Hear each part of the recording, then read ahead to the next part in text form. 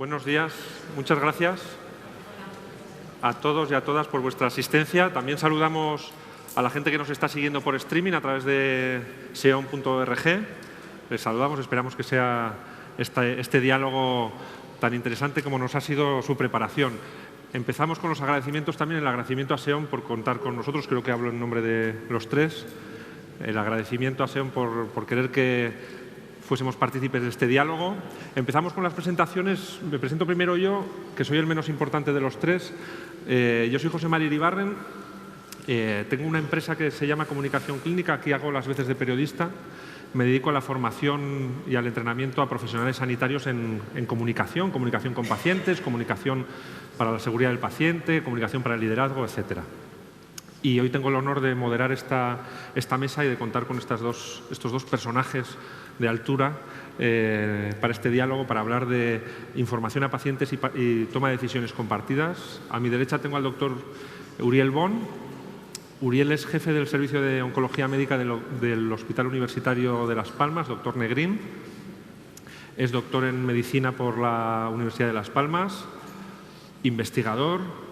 Si no me equivoco, Uriel, tienes en tu haber cerca de 50 publicaciones, quizá más, corrígeme, unas 50 publicaciones entre artículos, capítulos en libros, etcétera. Es además promotor de sociedades científicas, de congresos, conferenciante, y tiene una marcadísima labor investigadora. Y después de las conversaciones que hemos mantenido para preparar esta mesa, a mí lo que me ha llamado la atención positivamente es que en esa búsqueda de la ciencia, sobre la enfermedad, lo que hay es un espíritu humanista muy marcado. A Uriel le preocupan las personas, no solo los pacientes los que más, las historias que hay detrás de los pacientes y también las historias que hay detrás de sus propios compañeros, de los oncólogos, que son historias que también influyen e inciden en el proceso oncológico. Y a mi izquierda tengo a Tomás Hierro. Podría tirar del tópico que en Pamplona Tomás no necesita presentación, pero sí la merece, por supuesto, porque es muy conocido. Tomás es catedrático en literatura y lengua española, profesor de muchas universidades, vigente premio Príncipe de Viana de la Cultura aquí en Navarra. Podría tirarme horas hablando del currículum de Tomás, pero entre otras cosas sí que en su relación con el mundo sanitario siempre ha estado muy vinculado a la divulgación de la literatura en colectivos desfavorecidos y en colectivos de pacientes. Colaborador activo de la Sociedad Navarra de Geriatría y Gerontología y desde 2017 paciente oncológico. Y una de las cosas que más sorprende de Tomás, bueno, no sé si sorprende, pero sí llama la atención, es que ha llevado la enfermedad a su terreno y ha publicado desde su diagnóstico múltiples artículos, columnas de opinión, ha participado en libros, incluso ha hecho obituarios de compañeros de camino que, si podéis, os invito a leerlos porque suponen un legado, yo creo que profundamente inspirador e imperecedero sobre historias verdaderas de la enfermedad. Entonces, os agradezco de verdad vuestra ayuda para preparar esta mesa. Os voy a pedir, o nos vamos a pedir, como ha dicho antes Tomás, una austeridad verbal. Somos los tres dados a hablar mucho, grandes conversadores. Entonces, para intentar, no sé si cumplir todo el guión que nos hemos hecho, pero sí parte, nos vamos a autoimponer una austeridad verbal que nos permita ser muy eficaces, ¿vale? Entonces, vamos a abrir el diálogo con una pregunta. Creo que el concepto de información al paciente y toma de decisiones compartidas más o menos todos lo tenemos interiorizado. Pero la pregunta con la que yo quiero abrir el diálogo es ¿para qué? ¿Qué resultados queremos obtener o buscamos cuando facilitamos la información al paciente, una información adecuada al paciente, y cuando facilitamos la toma de decisiones compartidas? ¿Qué resultados, qué beneficios queremos obtener desde el punto de vista del paciente, de su proceso, de su vivencia emocional, pero también desde el punto de vista de la vivencia del profesional? Así que empezamos por ti, Uriel, si te parece. Gracias, buenos días. Bueno, nosotros desde el punto de vista oncológico lo que buscamos es resultados de salud en el paciente. Inicialmente buscamos que se reduzcan los episodios de ansiedad, de depresión, mejorar el afrontamiento del proceso por el cual se está pasando. También se ve que al cabo del tiempo, y los estudios demuestran que mejora la calidad de vida del paciente y, por supuesto, al final, la mejor adherencia a los tratamientos y la eficacia de los mismos. Y luego también se está trabajando para saber si de verdad todo esto que se hace al principio tiene un impacto en la supervivencia. Espero que sea así, que los resultados salgan pronto. Yo creo que esa es la parte esencial con respecto al paciente.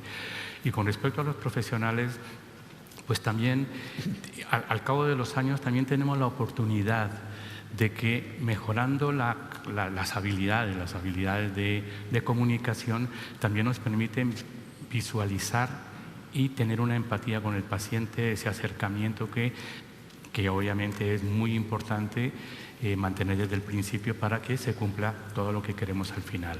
Yo creo que eso es lo más importante para nosotros, en nuestra óptica. Yo veo, buenos días en primer lugar, yo veo la comunicación entre médico, oncólogo y paciente no solo necesaria, sino imprescindible. Sobre todo para conseguir un objetivo que considero básico a lo largo de todo el proceso clínico y especialmente en sus inicios, que es el logro de la confianza entre médico y paciente.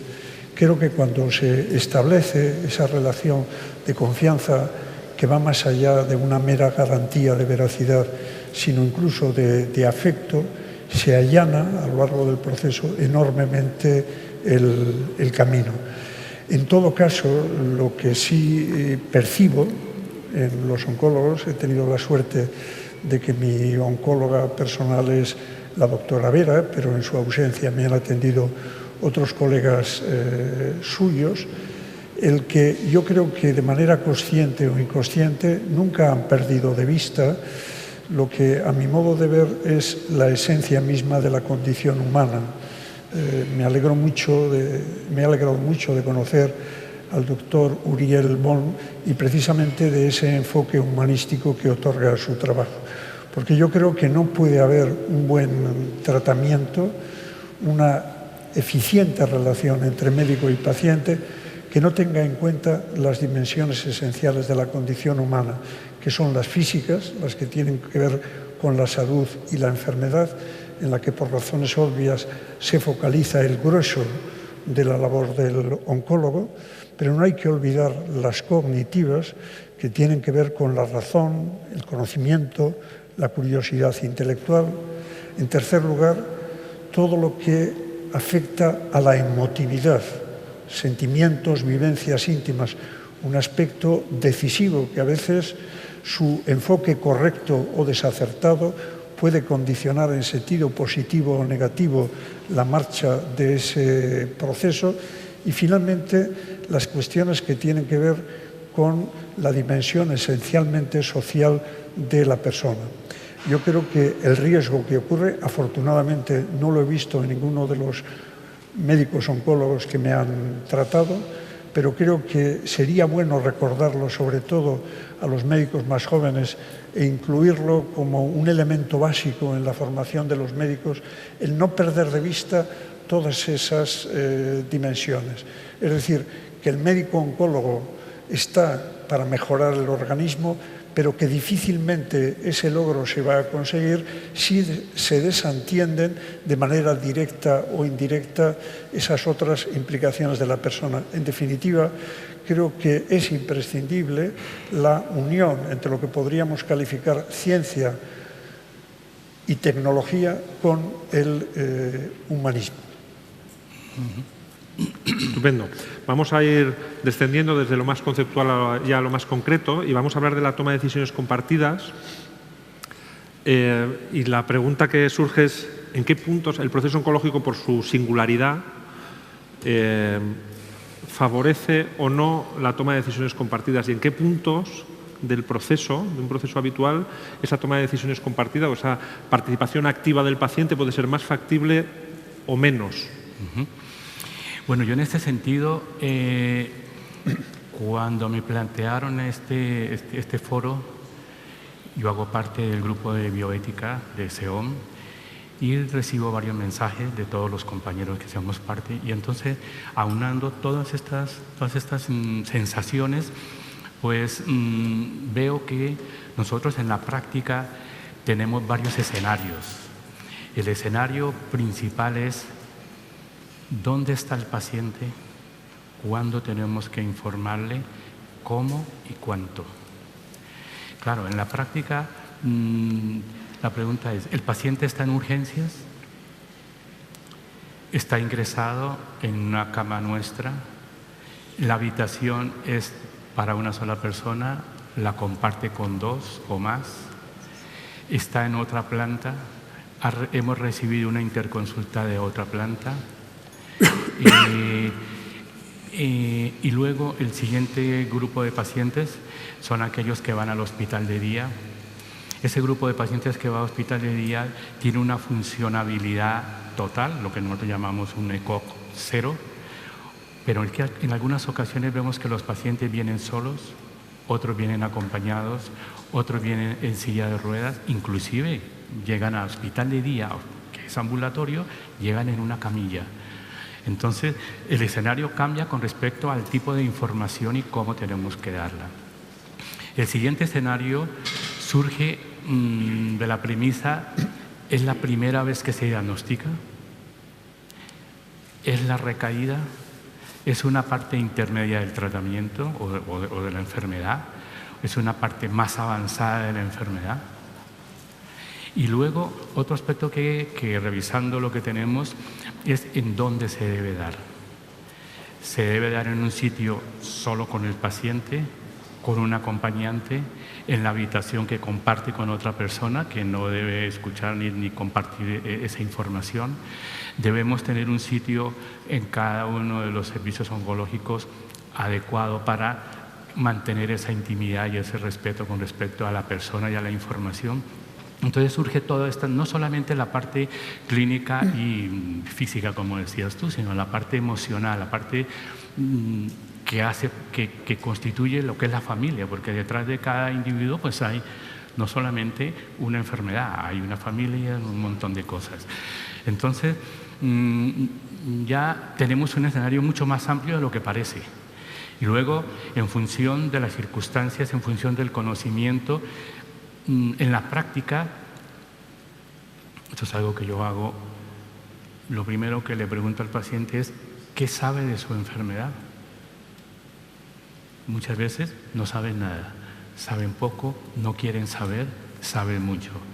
¿Qué ocurre? Que nosotros, desde el punto de vista de la especialidad, somos receptores de pacientes.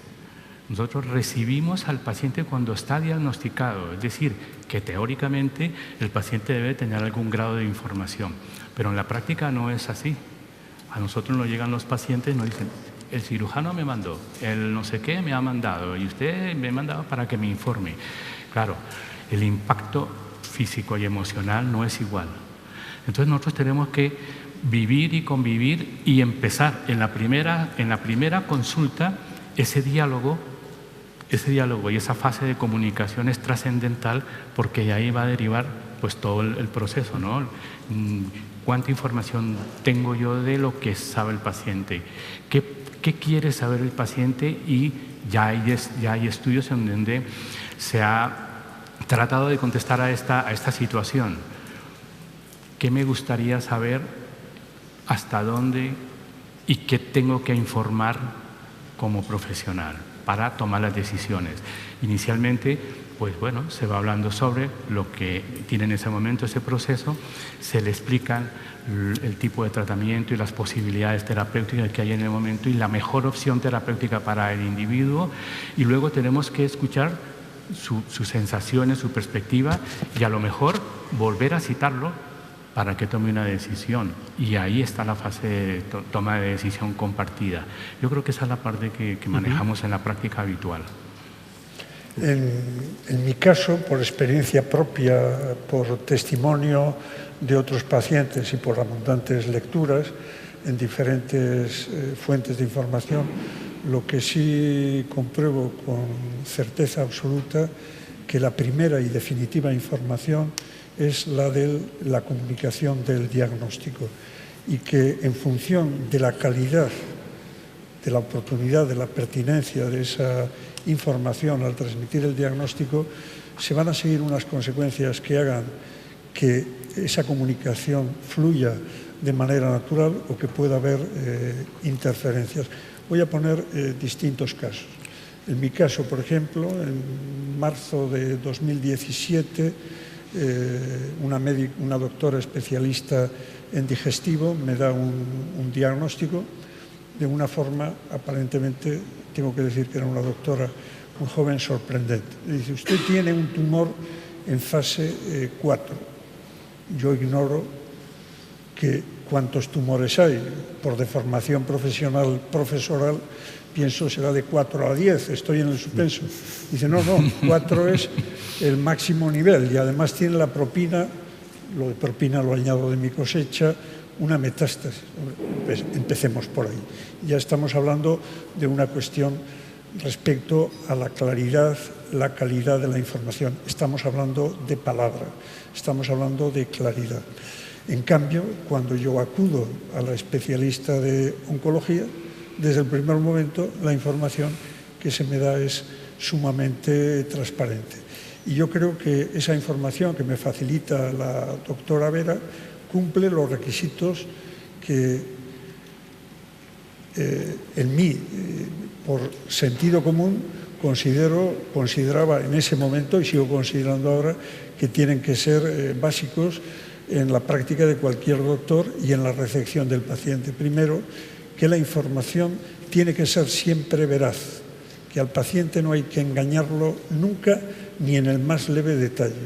Segundo lugar, que la información no tiene por qué ser completa desde el primer momento, sino que se puede ir preparando desde el punto de vista emotivamente al paciente y, como bien indicaba Suriel, a la familia, a su entorno familiar más directo, incluso a los amigos, que esa información tiene que ser clara. Y luego otro principio fundamental que yo creo que todos los pacientes lo respetan afortunadamente a rajatabla, y es que el médico creo que puede y debe dar la información según las necesidades, los requerimientos del paciente. Voy a poner un testimonio familiar. Mi padre murió hace 35 años de cáncer de pulmón.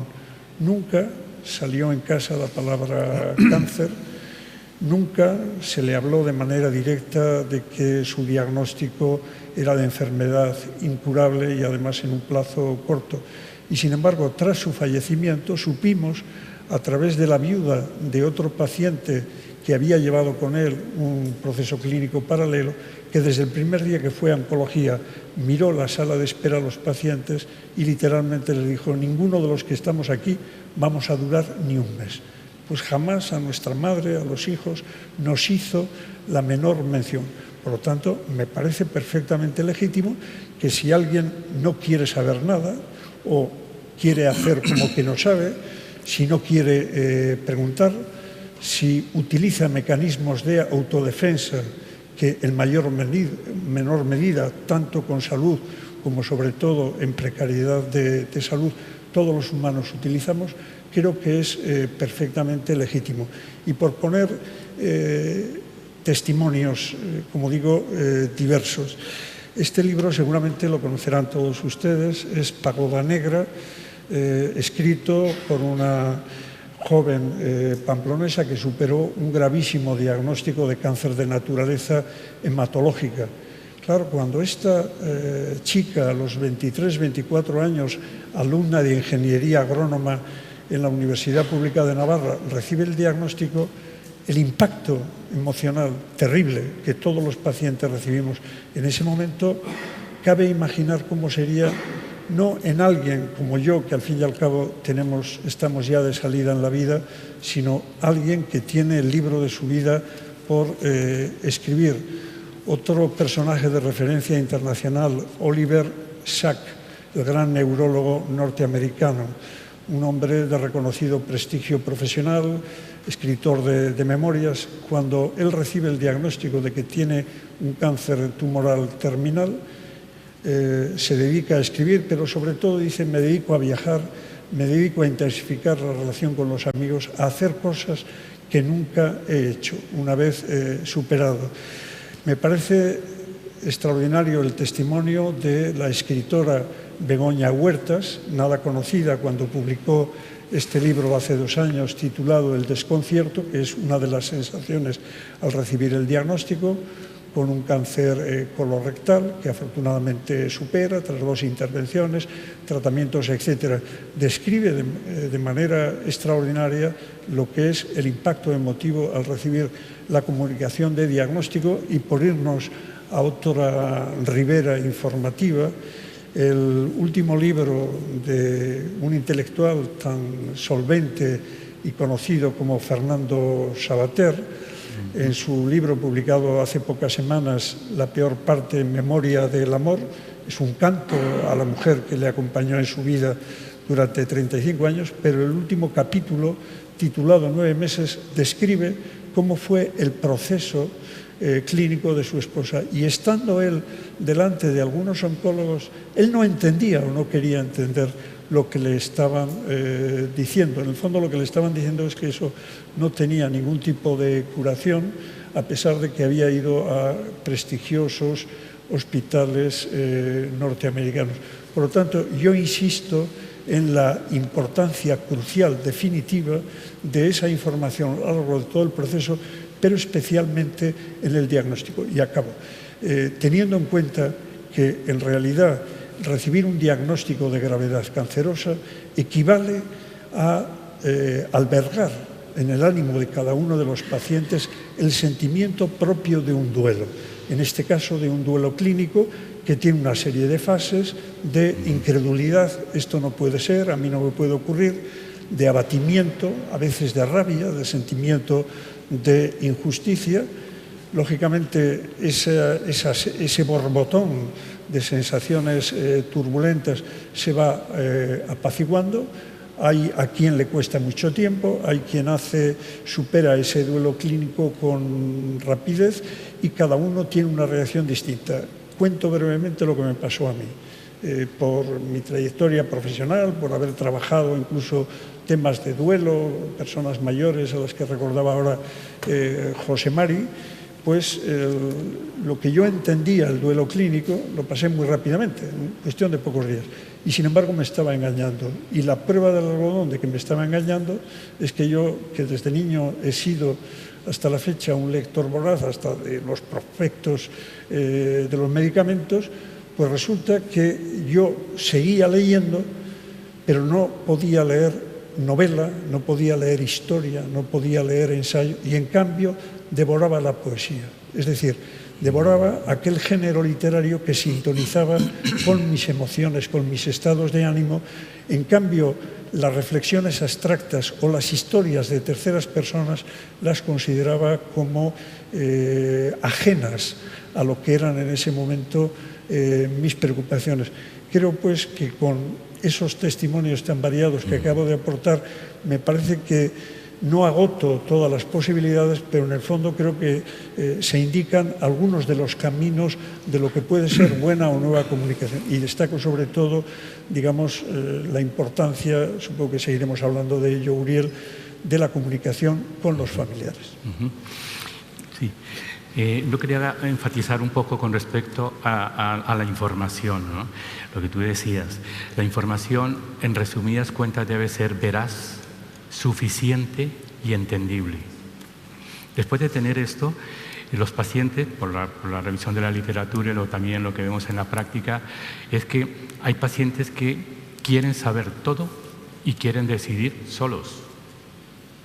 Hay otro grupo de pacientes que quieren saber todo, pero quieren escuchar la opinión del profesional para compartir esa decisión. Hay otros pacientes que quieren saber la opinión del médico, vamos a poner que es el tercer grupo, escuchan la opinión del médico, quieren que se escuche su opinión y compartir esa decisión. Hay otro grupo esa es la parte activa, ¿no? Activa, pasiva. Y luego hay otro grupo de pacientes que son más pasivos. El paciente dice, ¿usted qué opina? Yo me voy con una opinión y mañana le contesto. Y el último grupo dice, yo estoy en sus manos, lo que usted decida está bien, ese es el paciente pasivo. Bueno, o sea que tenemos varias situaciones y bueno, son respetables y por supuesto que entendibles, y siempre nos ponemos en primera persona para saber, y bueno, ¿y qué haría yo? Pues sí, yo qué sé qué haría, lo que sé que en ese momento tengo a una persona al frente en la que hay que tomar decisiones, y esas decisiones compartidas pues tienen un principio muy importante que llevan a la larga llevan a una gran calidad de vida, y a un beneficio que en la práctica es lo que vemos. El grupo que yo he conocido hoy es espectacular, es fantástico cómo se comparte, cómo cuenta cada uno su diario vivir. No sé, el señor que me contaba que es músico, sale del tratamiento y se va al campo. Allí en Las Palmas también es otro escenario y tal, pero la gente sale de allí y se va al Corte Inglés, lo tiene cerca, disfruta y camina, viaja, sale, viaja. Hay muchos pacientes que les preparo todo de tal forma de que terminan el tratamiento y toman un vuelo, o organizamos los tratamientos de tal forma que puedan continuar su vida, porque estamos vivos. Vamos a ir cerrando capítulos, si os parece, aunque habéis abierto, yo creo que ya todas las líneas de discusión, con lo cual seguiremos, pero hablando de la participación activa de la toma de decisiones, yo creo que como conclusión podríamos decir que siempre hay que dar la oportunidad de participar, independientemente, o sea, luego la elección del paciente es sagrada, pero siempre deberíamos dar la opción de participar, aunque la elección no quepa, aunque el tratamiento que haya que hacer no tenga alternativa, pero siempre dar la alternativa a participar, a que la decisión el paciente la tome como suya, aunque su capacidad emocional por el momento del diagnóstico, por el momento en el que esté mermada, que por lo menos tenga la oportunidad de decir lo que has dicho tú, me pongo en sus manos, pero que tenga esa oportunidad. ¿Vale? De las cosas que ya habéis abierto, a mí hay una que me gusta y a la que siempre le he seguido la pista. Está claro que asistencialmente los servicios o la atención al paciente oncológico cada vez es más integrada en colorectal, entre el digestivo, entre el oncólogo médico, oncólogo radioterápico, el cirujano o cirujana. El proceso está coordinado. ¿Deberíamos aspirar a que estuviese coordinada también la comunicación para evitar casos muy habituales como los que tú has descrito? Es decir, que la comunicación no sea homogénea. Sí existe. Existen lo que se llaman las unidades funcionales. Hay modelos, son modelos americanos, que ya se están instaurando ya desde hace varios años. En Cataluña se tiene desde hace muchos años en un par de centros, en donde se hace una primera valoración desde un grupo multidisciplinar en donde participa pues, el cirujano, el oncólogo, radioterapia, patología, etcétera, pero la consulta con el paciente la hacen un grupo de aquellas personas que van a tratar directamente al paciente, por ejemplo, oncología médica, oncología radioterápica, el asistente social y el psicólogo, por ejemplo. Esa consulta la hacen compartida y entonces toda la información va a ser una única información para esa persona o esa persona con su acompañante. Nosotros en Las Palmas vamos a empezar, vamos a ver si logramos hacerlo este año o a principios del otro, es empezar con 2 unidades monográficas, una en cáncer urológico, que es lo que tiene que ver con próstata, vejiga y por ahí, y el otro, se me olvidó, es melanoma, con el melanoma, que es una patología que es un poco más frecuente allí que por aquí. Bueno, un poco la idea es esa, es tener ese escenario de compartir más la información. Entonces, que es verdad, porque a veces la información se disgriega tanto que el paciente en algunas ocasiones puede tener diferentes informaciones y le genera dudas. Yo no he visto esa coordinación de manera oficial, pero sí de hecho, teniendo en cuenta que la información que recibe el paciente, la más pertinente, la más destacada, es la del médico oncólogo personal.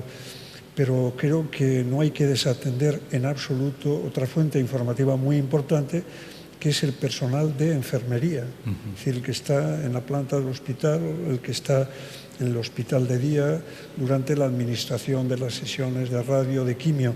Es un personal muy importante que convive más tiempo con el paciente que el propio oncólogo. Por lo tanto, la información que de hecho nos suministra es importante.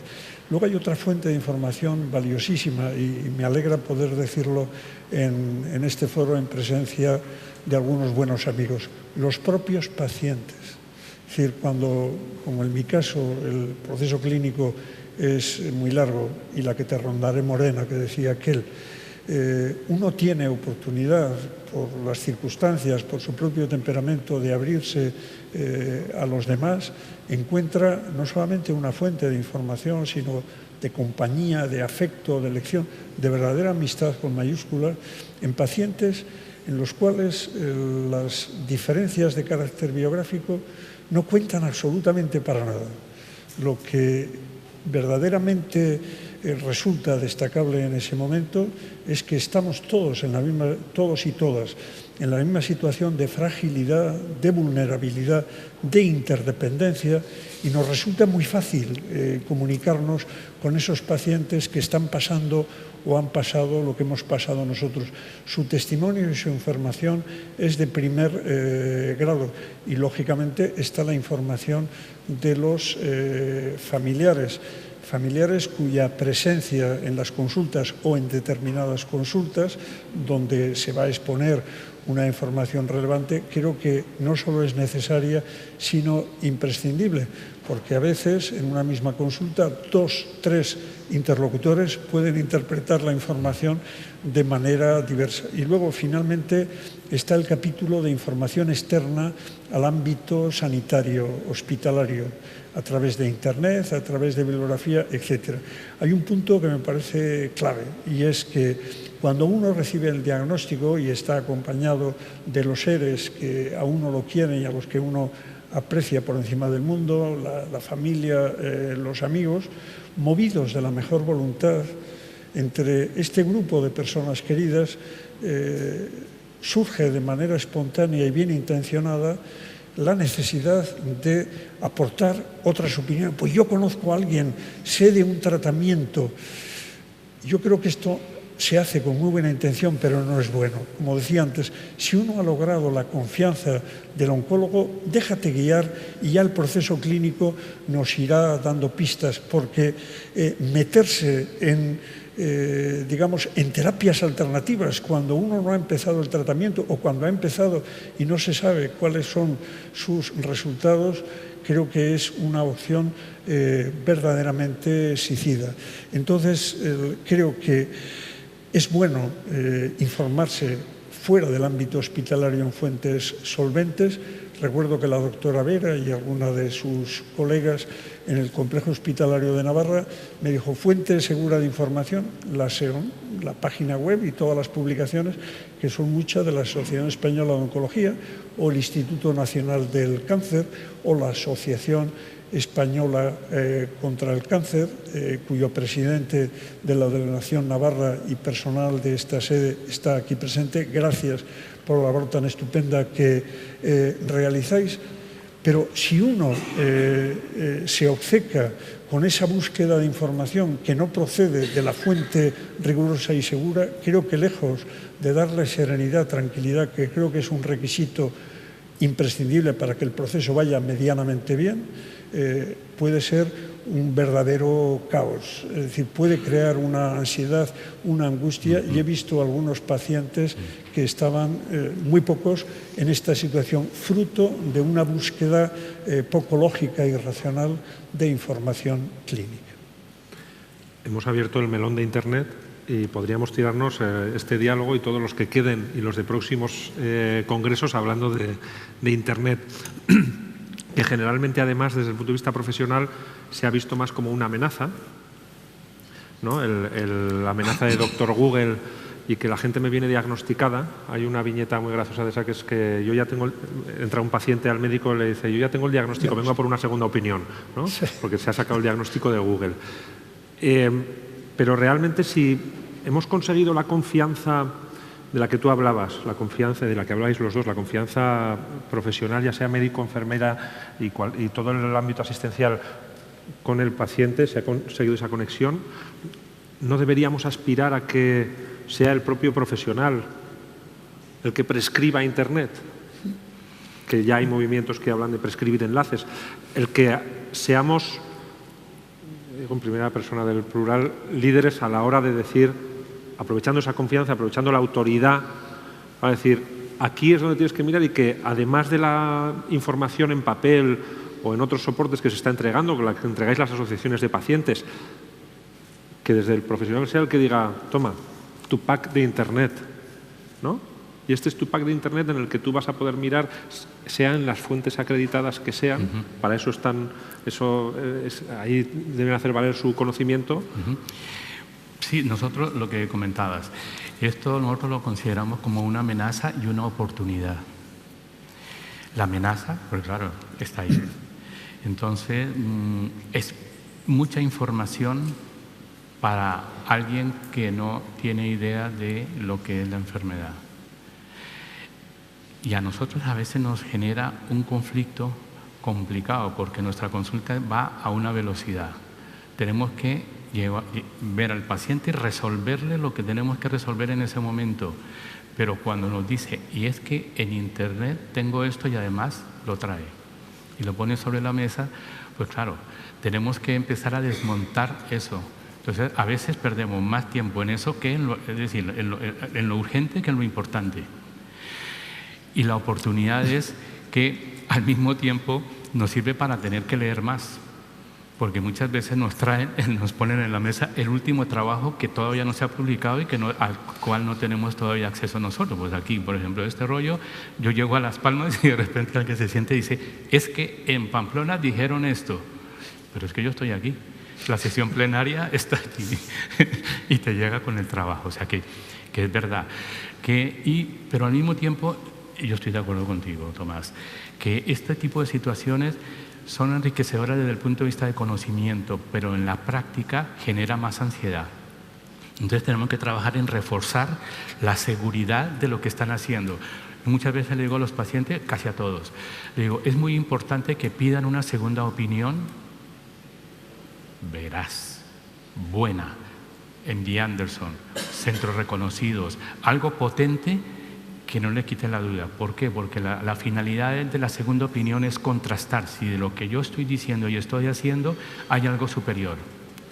Si hay algo superior con respecto a fármacos, con respecto a estudios a los cuales no podemos acceder desde un punto.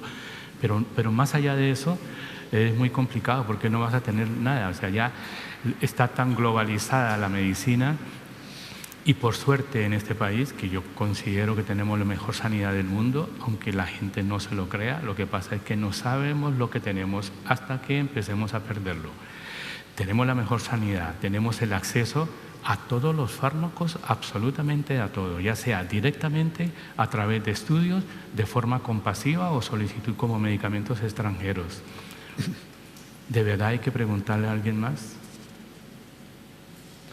Yo estoy conforme contigo, Uriel, y me parece muy oportuna la sugerencia que hacías, José Mari, de que junto con el diagnóstico, una vez que vaya avanzando el proceso clínico y se haya establecido un lazo no solamente de confianza, sino digamos, incluso de afecto entre médico y paciente, el que en función de esas necesidades informativas el propio médico oncólogo facilitara esos links, esos enlaces o esos libros. Como digo, la información que se me dio en el servicio de oncología a mí me ha sido muy útil, las fuentes que he consultado, y solamente por mi cuenta hice al comienzo del proceso clínico algún rastreo en Internet, en blog de paciente, que me resultaron tóxicos, tengo que decirlo. Allí cada uno contaba una baratadita, una historia que no tenía ningún, digamos, había a veces testimonios descarnados, por lo tanto con información poco fiable. Entonces, si yo quiero tener información de pacientes, prefiero consultárselo a alguno de los amigos que están en la sala u otros que están ausentes antes que recurrir a ese procedimiento. Y lo que sí consulté, 2 libros que yo creo que me han sido muy útiles y quizá aquí hay pacientes, pues os puede ser útil. Concretamente, el suplemento de salud de El Mundo, durante varios años, tenía unas páginas dedicadas a consultas de carácter ecológico. El doctor Ricardo Cubedo respondía a las preguntas de los pacientes, de los lectores, formuladas con una gran sencillez, con una gran claridad. Entonces, sin perder el rigor, la calidad informativa, el doctor Cubedo respondía con una terminología precisa, pero muy clara. Es decir, cualquier pregunta de las que se nos ocurre a cualquiera de los pacientes o familiares tiene respuesta. El libro, después, al cabo de los años, el doctor Cubedo, con una periodista y el editor, hicieron una recopilación de todas esas consultas en un libro titulado Cáncer, 101 preguntas esenciales para los enfermos y sus familias. Yo creo que cualquier duda que se nos pueda plantear esté resuelta ahí. Y también me resultó utilísimo, de cuando en cuando le echo una mano, a una publicación del doctor José Ramón Germà Lluch, titulada Cáncer, el fin de un mito, historias reales de superación. Entonces, en este caso, no se trata de un libro de carácter propagandístico, triunfalista, todo, no. Ahí también se habla de bajas, se habla de fallecimientos, pero fundamentalmente lo que nosotros vemos son historias de pacientes que salieron a flote después de haber atravesado informes clínicos. Entonces, esas noticias son un chute de energía. En este momento en la sala hay un amigo mío al que esta semana le comunicaron: usted está curado de un cáncer. Bueno, probablemente es la mayor alegría que yo he tenido en los 2 años de proceso clínico, porque en definitiva el paciente proyectamos nuestras propias emociones en los demás y a la inversa. Y nada más gozoso que ver una curación prácticamente completa, y a veces nada más amargo que el fallecimiento de algunos colegas que se van quedando en el camino, a los que aludía José María en la presentación. Pero la vida tiene esa doble dimensión y la muerte constituye una parte esencial de la vida. Como decía aquel, si hay muerte es porque previamente ha habido vida. Podríamos cerrar aquí ya a lo mejor porque la frase es extraordinaria, ¿verdad? Pero vamos a seguir. Por supuesto, el diálogo está abierto a todos ustedes, a todos vosotros, así que si tenéis el impulso irrefrenable, aunque luego haremos probablemente debate de hablar, por favor hacedlo, pediremos micrófono. Mientras te lo traen, Ana, yo voy a quedarme con una idea de cómo poder aprovechar el liderazgo informal de los pacientes. Es decir, tenemos a la hora de comunicar y de informar los canales, vamos a decir, oficiales, los de los propios profesionales, los de las asociaciones de pacientes, etcétera, pero cómo aprovechar desde el punto de vista del prestador de servicios que vosotros os juntáis y ahí hay un conocimiento, un apoyo, una terapia extraordinaria que podríamos incluso explotar para el que más sabe que sea ese líder informal de la comunicación, ¿no? Conforme vais convirtiéndose en expertos, seáis ayudadores informales, que ya lo sois al resto de compañeros. Ana, perdón. Magnífica mesa. Me han encantado las explicaciones que habéis dado los tres, Uriel, el paciente, José Mari. Al hilo de, sobre todo, Tomás, de lo tuyo y también de Uriel, a mí me gustaría reflexionar un poco sobre lo que es el proceso de la comunicación del diagnóstico y el proceso de comunicación en general con el oncólogo. Yo también soy paciente de cáncer, soy oncóloga médica, también soy paciente de cáncer. Y para mí el tema de la comunicación, del diagnóstico y del proceso en general de comunicación es algo progresivo. Es decir, no se trata, bajo mi punto de vista, de que desde una unidad multifuncional, multidisciplinar, que evidentemente tienen que funcionar para tomar, se tome una decisión de informar de tal manera, sino al final el proceso del cáncer y el llevar el cáncer, el paciente, es algo que tiene que llevar con su oncólogo. Desgraciadamente, a pesar de lo bien que funciona, que estoy totalmente de acuerdo, en nuestro sistema sanitario, muchas veces hay una fragmentación tremenda por muchas causas. Es decir, el paciente puede ir a la consulta y no encontrarse al oncólogo, a su oncólogo. Entonces, esto a veces es inevitable, pero debería de ser así. Entonces, en este proceso de comunicación es algo progresivo. Bajo mi punto de vista, el diagnóstico no se debería de dar exactamente igual a todo el mundo en función de las características clínico-patológicas del tumor, sino en función de la persona. Y para hacer eso, la única forma es que el médico conozca perfectamente al paciente y se inicie un proceso de comunicación que va a durar toda la enfermedad. El cáncer es una enfermedad crónica, es una enfermedad larga, es una enfermedad crónica, no es la palabra mejor más adecuada, pero es una enfermedad con una trayectoria muy larga y no es lo mismo las distintas especialidades médicas que tienen contactos puntuales con pacientes, por ejemplo, un traumatólogo que atiende o que pone una prótesis de cadera a una persona mayor, pues tiene un contacto durante X meses, pero es un contacto autolimitado, o sea, es un contacto que tiene un principio y un fin por el propio proceso de la enfermedad. En el cáncer no, el cáncer va a durar toda la vida. Entonces, desde el primer momento hay que establecer esa comunicación que va a ir en progresión con el paciente, dependiendo de las características del paciente y de lo que el paciente quiera saber. Es decir, es ir en progresión ascendente de tal forma que al final el oncólogo va a conocer cuáles son los objetivos, las perspectivas vitales que tiene el paciente, cuál es su objetivo vital. Y en un momento de decisión de algo importante clínicamente para el paciente, como puede suponer una entrada en UCI, una medida especial, una medida que realmente, bueno, puede ser, o vamos a intentar prolongar de forma salvaje, por decirlo de alguna forma, la vida, o vamos a dejar que las cosas transcurran normalmente. Y para tomar estas decisiones hace falta conocer muy bien al paciente, y esta decisión no se puede tomar nunca por un médico en la planta o por un médico que ha visto al paciente, quien dice 10 minutos, ¿no? Esto es imposible. Entonces, la continuidad de la relación con el oncólogo, a mí me parece que es algo fundamental en una enfermedad como es el cáncer. Por mi parte no puedo más que estar de acuerdo con usted. He comenzado diciendo que no me parecía razonable, y creo que ningún oncólogo lo hace, que en la primera consulta, cuando se comunica el diagnóstico, se dé una información completa.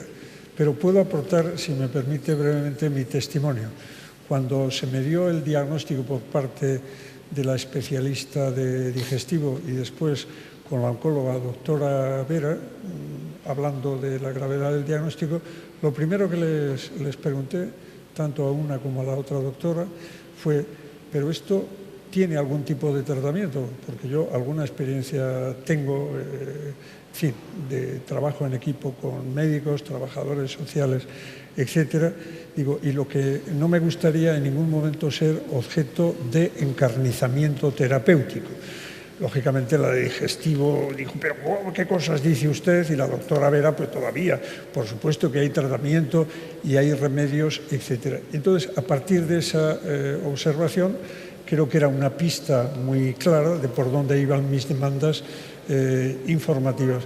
Pero estoy de acuerdo con usted en que digamos, la facilitación de información tiene que ser progresiva, que requiere que esté focalizada en la misma persona, cosa que no siempre puede ser por razones organizativas, administrativas, de plantilla, etcétera.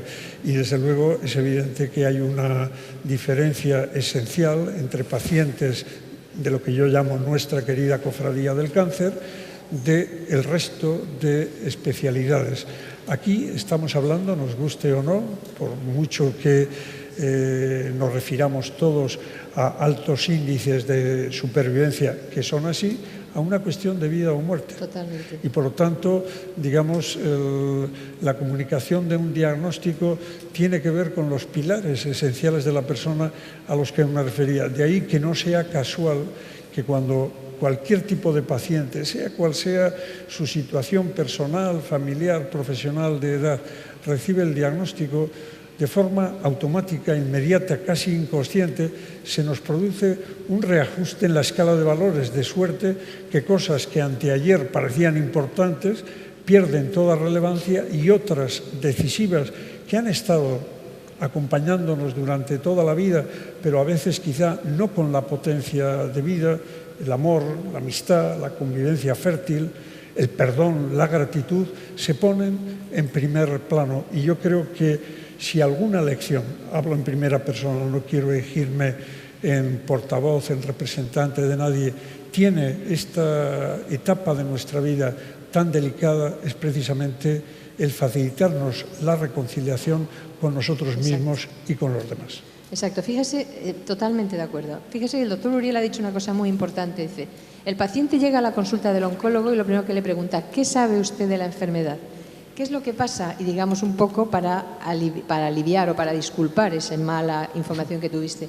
Que el diagnóstico del cáncer se da en múltiples sitios en el hospital, en múltiples escenarios. Puede ser el especialista digestivo, puede ser incluso el propio radiólogo que le ha hecho una mamografía a una paciente y le ha hecho una biopsia, y cada persona de estas tiene una forma distinta en función de sus características de transmitir las cosas. Entonces, creo que esto es algo importante en lo cual no nos hemos fijado nunca, es decir, vamos a ver cómo se transmite el diagnóstico, quién tiene que transmitir el diagnóstico, y vamos un poco, en cierto modo, a protocolizar para que no pase esto, porque luego hay también personas muy jóvenes, muy expertas, tienen una formación un poco a lo mejor al estilo americano, que es decir todo de sopetón, como le han dicho a usted. Usted tiene un cáncer estadio 4 y además tiene ta. Entonces, esto es un jarro de agua fría. Esto a lo mejor en la sociedad americana sirve, pero aquí no sirve. A lo mejor otra persona porque no se atreve a incomodar al paciente, no se atreve personalmente, porque la comunicación es algo que también depende de uno mismo, de cómo es y de cómo afronta la vida y de cómo afronta los problemas importantes en la vida. Así te comunicas con una persona que está afrontando los problemas en la vida. Entonces, a mí me parece fundamental lo que ha dicho el doctor Uriel. ¿Qué es lo que usted sabe? Pero es que deberíamos de llegar a un momento, a una situación en la que ni siquiera hubiera que preguntar, es decir, que es entrar al paciente y que fuera algo todo como más fluido, porque esas situaciones no se deben de producir. Él lo pregunta porque sabe perfectamente lo que pasa, que puede ser que haya recibido X comunicaciones y que no sabe las que le ha recibido esa paciente. Yo creo que esto es algo en lo que a nivel más macro en el hospital se debería de insistir un poco. Completamente de acuerdo. Como nos quedan 3 minutos, vamos a abrir ya definitivamente y nos hemos quedado muchas cosas en el tintero, pero creo que las que hemos tratado están siendo muy provechosas y muy productivas.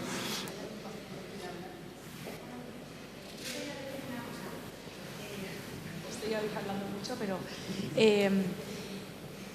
pienso que para cuando una persona le diagnostican un cáncer, ¿no?, como tuve yo de mamá, el que te digan las cosas con delicadeza también te hace, pues no sé, sentarte en la silla y decir, bueno, pues vale, pues me ha tocado y ya está, así es la vida, ¿no? Me ha encantado usted como ha dicho, que es verdad, estamos en esta vida, que la muerte entra dentro de la vida, ¿no? Y yo digo, pues igual el equipo médico necesitaría una formación extra, porque como cada uno somos un mundo en la enfermedad y como personas humanas interiormente, pues oye, que tengan una formación para poder decir en el momento dado, todos los días y cada día, pues la situación que toca, ¿no? El poder diagnosticar a una persona cáncer, pero no igual tan drásticamente, sino más dulcemente o más cariñosamente, porque es verdad. A mí que me digan la verdad no me incomoda, porque, bueno, pues a mí me gustan que se me digan las cosas claritas, ¿no?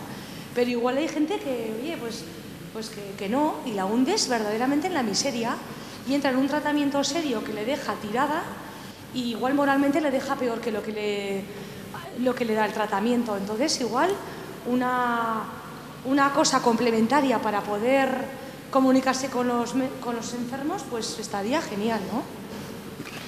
El ilustre doctor Herrero Marañón, especialista en medicina interna, historiador, escritor, le preguntaron en cierta ocasión cuál era, a su juicio, el mayor invento en la historia de la medicina.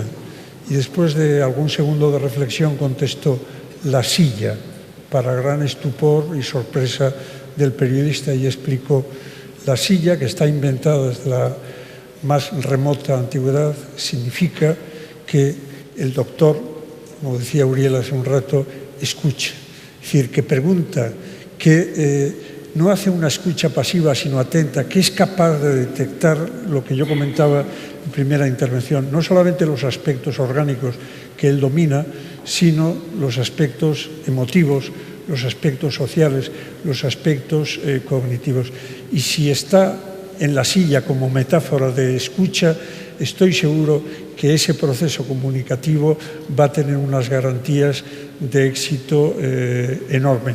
Y conforme completamente con usted, contigo, en que lo he dicho desde el principio, no sería razonable dar una información completa desde el primer momento, puesto que hay quien la demanda, yo entre ellos, o hay quien dice no, prefiero poco a poco a ver qué es lo que va ocurriendo. Depende de la trayectoria vital y sobre todo de la personalidad de cada uno de los pacientes. El doctor Uriel, en su primera intervención, ha puesto el dedo en la llaga. El sistema sanitario, no lo olvidemos, tiene como centro al paciente, aunque a veces lo olvidemos.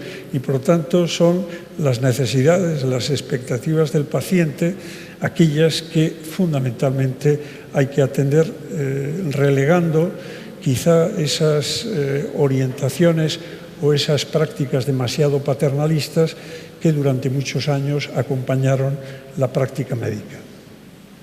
¿Quieres añadir algo, Uriel? Pasamos a la siguiente. Hola, buenos días. Me llamo Teresa, soy oncóloga también en Cartagena y quería aprovechar la oportunidad de estar aquí con muchos pacientes y imagino familiares para también ver, bueno, exponer lo que nos encontramos nosotros en el proceso de la comunicación. Porque hemos hablado de comunicar el diagnóstico, ¿no? Que muchas veces para el oncólogo es el primer contacto con el paciente. El primer día que lo conoces o el segundo hablas de eso. Seguro que Uriel y Ana habéis pasado por lo mismo. Pero luego esa comunicación sigue un proceso. Hay muchas veces que las enfermedades son muy largas, ojalá siempre, y con el paciente tienes muchos años de contacto, ¿no? Y la primera comunicación del diagnóstico es seguida por la siguiente comunicación, que a lo mejor para nosotros y también para el paciente es más dura, que es, por ejemplo, la de una recaída, que para mí es mucho más difícil que la comunicación del diagnóstico, porque el diagnóstico, al fin y al cabo, este es tu cáncer, vamos a hacer esto y tienes estas oportunidades de curarte, ¿no? Pero luego viene una comunicación de una recaída, ¿no? O una comunicación de una segunda recaída, o una comunicación de una última recaída, o una comunicación de: a partir de ahora el tratamiento antineoplásico no es eficaz y vamos a hacer un tratamiento más paliativo, te vamos a ayudar, vamos a intentar estar contigo, Y para mí cada paso es más difícil, porque conoces más al paciente y porque las perspectivas, como dijéramos, de salud son menores, ¿no? Aunque haya mucho que hacer desde el punto de vista médico. Quería saber cuál es vuestra opinión, ¿no? de cómo pensáis que debería ser ese proceso, porque el paciente que el primer día llega con muchas ganas de saberlo todo, muchas veces 6 años después, cansado, pues a lo mejor tampoco tiene tantas ganas de saber exactamente, ¿no? O por lo menos esa es la impresión que a mí me da.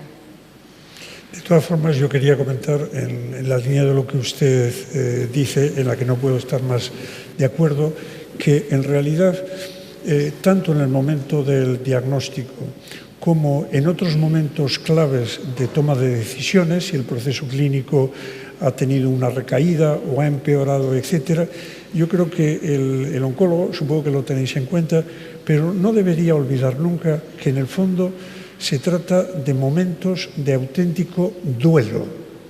Es decir, cuando hablamos de duelo estamos pensando en el sufrimiento por la pérdida de un ser querido, pero duelo significa pérdida de salud, en este caso, de ruptura sentimental, de pérdida de trabajo, es decir, de aquellas situaciones límites que en la vida nos obligan a partir casi de cero. Por lo tanto, estamos hablando de una cuestión muy seria que no tiene por qué centrarse, como efectivamente decía usted, exclusivamente en el momento del diagnóstico, sino que esa información progresiva en un momento determinado puede producir duelos cuando uno es verdaderamente consciente de la gravedad de lo que lleva encima, o yendo bien el proceso, en un momento determinado las cosas se pueden torcer y por lo tanto experimentar ese sentimiento propio de un duelo, quizá atenuado, pero duelo clínico al fin y al cabo. Y cuando hablamos de duelos, digamos que está extendido en todo el mundo la terapia del duelo. Digamos que hay una serie de maestros, fundamentalmente mujeres maestras, que han hecho doctrina universal, pero en cambio tengo la impresión de que el estudio del duelo clínico es francamente todavía mejorable en la línea que usted indica. Estáis tocando además, aunque yo soy el moderador, mi tema de especialización profesional y me estoy mordiendo la lengua para no meter cuñas, ¿verdad? Pero voy a responder con la intervención de la paciente. Aun cuando no sepamos comunicar, la sensibilidad es la clave. Y de hecho hay estudios en la comunicación de malas noticias que, aunque yo sea la persona más torpe del mundo comunicando, sí comunico con sensibilidad y esa sensibilidad se transmite. La vivencia del paciente, de la paciente, es muchísimo menos traumática, incluso en las peores de las noticias. La sensibilidad es la clave. Ese es en la pirámide sería la base.